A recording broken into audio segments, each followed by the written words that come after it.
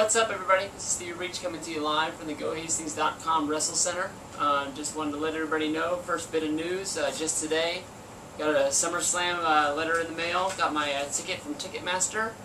It's the VIP access ticket. It's going to be the day of SummerSlam. I'm going to be meeting Edge for the second time.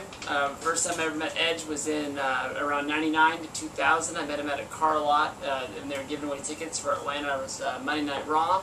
I won the tickets. I got his autograph along with Christian. And honestly, I kept the autograph for about a month. And at that point, I didn't think that Edge or Christian would ever really, become what they were today. And I wasn't really into collecting autographs at the time, so I threw the autograph away. Yeah, very dumb move. Edge is one of the main eventers in the WWE today. So yeah, dumb move by Stevie Breach. And in other news, I want to review a shoot interview that I just recently got done watching. It's done by Kayfabe Commentaries. It's a really good sort of idea. They just bring one wrestler in. This is called the Honky Tonk Man. The history of WWF in 1987, and basically he just sits down and they just run through the timeline of everything that happened in 1987 with the Honky Tonk Man. When I tell people about shoot interviews and I say which ones they should start out with, people that are new to shoots, the ones I say they're going to have the most fun with are Honky Tonk Man, New Jack, Jim Cornette, guys that are out there, they go a little crazy, they get all hyped up. And they basically say some stupid stuff, so it's laughable. I don't try to send people towards like the Bret Hart, shoots are pretty good, but they're pretty bland. Even Shawn Michaels, they just sort of say the story, and they don't really, they don't get all worked up. Like they ask them a question, and they just sort of answer it. And if you're just looking at somebody's face for 2 hours, it just doesn't have that kind of reaction. Like it's hard to stay interested in what you're doing. For the most part, this Honky Tonk Man shoot interview, he's toned down a lot. Like, he doesn't get all crazy. In one part, he says he's not on the cough medicine anymore. I don't know if that means he quit alcohol, but later on in the shoot, you can see him, he's drinking a beer. So I guess maybe he just didn't quit altogether. But it's a real good, informative shoot interview. 1987 was a real big year for the WWF.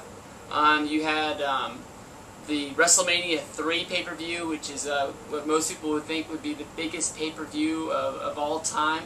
You had the first Royal Rumble, the first Survivor Series, Saturday Night Main Event was kicking ass then. Some good tips that just good things that he said about WrestleMania 3 is that it was on the end of a long run.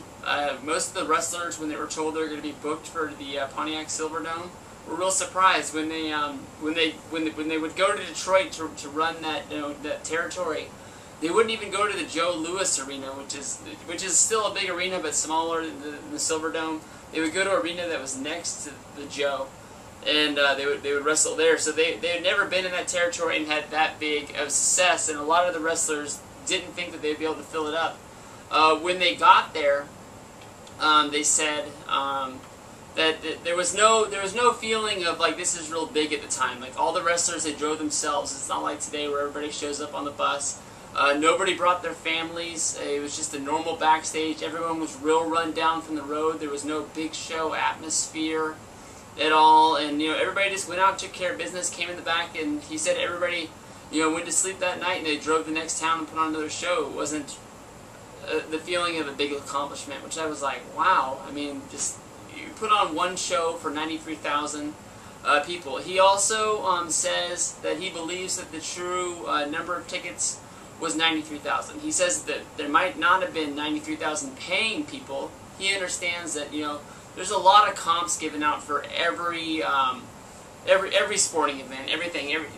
People at radio stations get tickets so they can go, like, they take their DJs. The DJs can give a review of what they saw for the next time they come to town.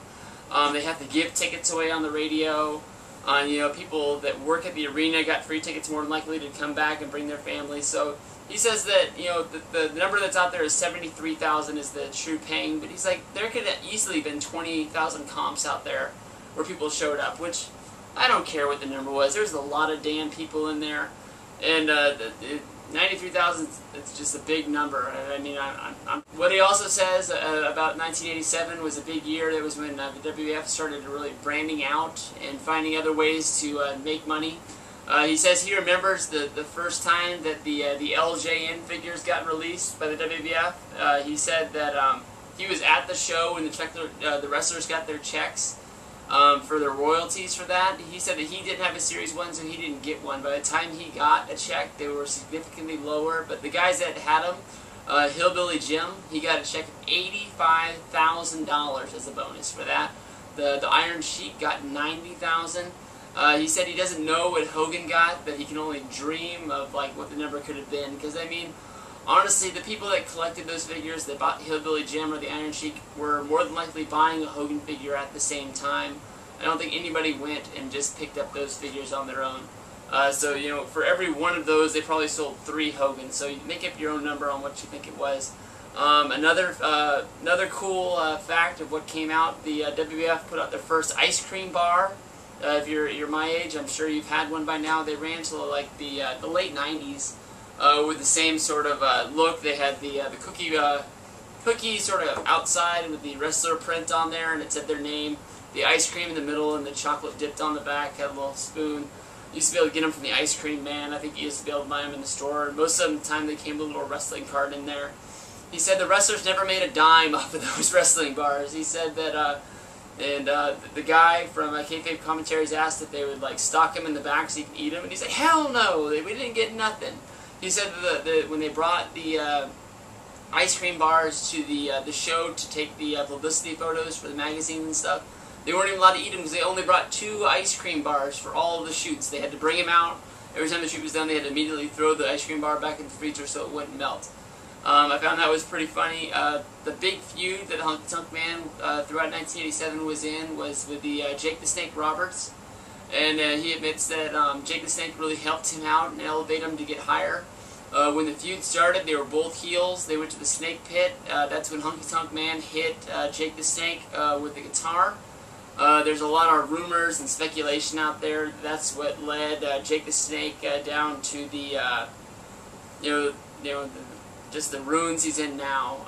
With the drugs and the alcohol. He says that it caused a major concussion for him. Honky Tonk Man said it was, it was ball bullshit. It was gimmick guitar, and Jake just uses that as a reason to complain about something. But Honky Tonk actually puts Jake over, called him a true professional in the ring, that he gave a lot to Honky Tonk Man. Honky Tonk admits that he was at a lower place, and when the angle was over, he was at a higher place on the card, so he thanked Jake for that, and he didn't really do the fake accent for Jake that he's done in the other shoots, so maybe they've patched things up.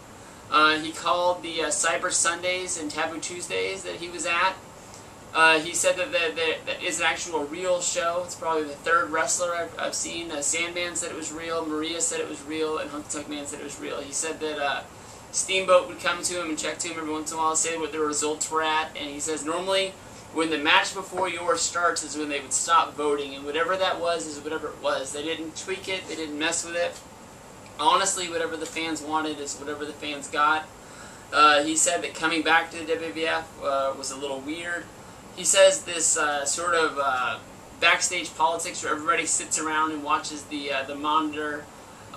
He doesn't understand that. He didn't do it. He didn't fall in line with it. He said he went to the just a far corner of the arena and he got dressed by himself and just sort of sat there. He didn't want to mingle with anybody or piss anybody off, so he just found his own place to sit. They actually had to call him on the phone because they didn't think he was there, and ask him what time he was going to be showing up because they needed him there early, for to run through whatever was going to happen that night. And he was like, "Dude, I'm in the back. I've been here for 2 hours." So I thought that was pretty funny. He said that that back in the day, nobody would sit around the monitor and watch the matches. Everybody would just sit around, play cards, drink beer. He says he doesn't know where that came from, and he says you're not going to learn anything that way. So I mean, he's basically said the people that do that now are just trying to just find the way to grab a hold of people and pull themselves up, just basically by kissing ass. This shoot interview, like I said, he's not the high energetic Honky Tonk Man that you see in other ones where he's getting liquored up or anything like that. But this is a good shoot interview. If you honestly don't know the history or you want to know more history about 1987, I wish I could give you more, but they only give us so long on these YouTube videos. I'd say it's a real good pickup. You can find it online for a good, decent price, or you can find it online any other number of ways to check it out. But Honky Tonk Man, I'd say I'd give it like a 9 out of 10. It's a real good shoot interview. You're going to learn a lot, so make sure you check it out. Leave me some comments if you've seen it, and we could talk about some of their news and notes that you got out of there. Real good stuff.